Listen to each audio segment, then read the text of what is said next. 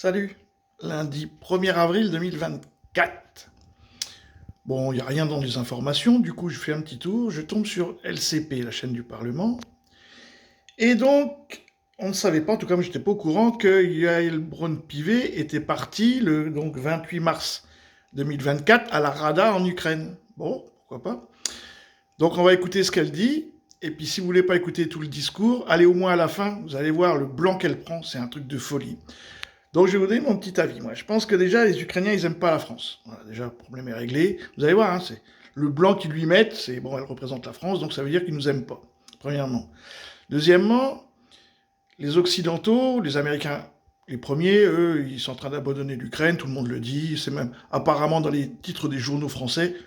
Bon, l'Amérique s'en bat les couilles de l'Ukraine. Voilà, c'est réglé pour le problème. Ils récupéreront les terres, hein, ça c'est. Mais bon. Du coup, il va rester l'Ukraine sur les bras de l'Europe. Et moi, je pense que, de toutes les façons, Poutine et la Russie vont récupérer Odessa, parce que c'est une terre ancestrale russe, donc voilà. Hein, c'est ce qu'on appelle la Nova Russia, la Nouvelle Russie. Et ils vont certainement récupérer Soumy et Kharkiv, et ils vont aller à Kiev, pour faire le nettoyage et nettoyer tout ça. Que ça prenne 2024-2025, pour eux, c'est pas un problème. Donc, pour que l'Ukraine reste l'Ukraine, il va falloir que l'OTAN aille au charbon, mais sans l'Amérique. Donc, juste les Européens. On va voir si on y va, hein. Si on y va, on prendra une tannée, mais admettons. Du coup, je pense que ce qui va intéresser les Européens, puisqu'ils veulent, vous allez entendre, là, les incorporer dans l'Europe, bah, ça serait qu'en fin de compte, Poutine démantèle l'Ukraine. Une fois qu'il a repris Odessa, il n'y a plus d'Ukraine. Hein. Et puis la Pologne reprendra les terres ancestrales de la Pologne, la Bulgarie pareil, la Hongrie pareil, et il restera, la Biélorussie reprendra ce qu'elle a à prendre, et il restera plus d'Ukraine. Et je pense que c'est ça qui va, c'est comme ça que ça va finir cette histoire. Il n'y aura plus d'Ukraine. Du coup, ça coûtera rien à l'Europe. Vous voyez, c'est ça que je veux dire économiquement parlant.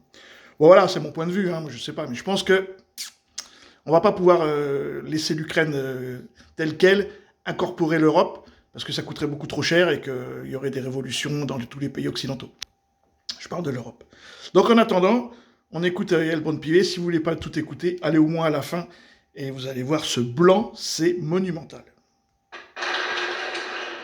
L'azur et l'or de votre bannière sont aussi les couleurs de l'Europe unie, de cette Union européenne qui vous soutient et dont vous avez obtenu, à l'issue du Conseil européen du 23 juin dernier, le statut de pays candidat à l'adhésion.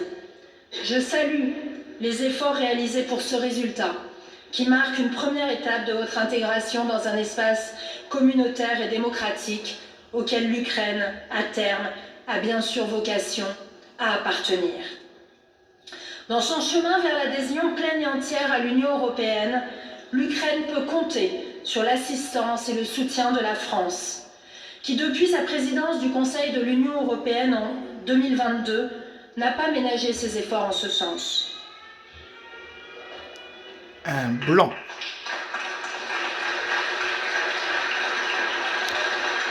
Après, il se lève, mais trop tard après.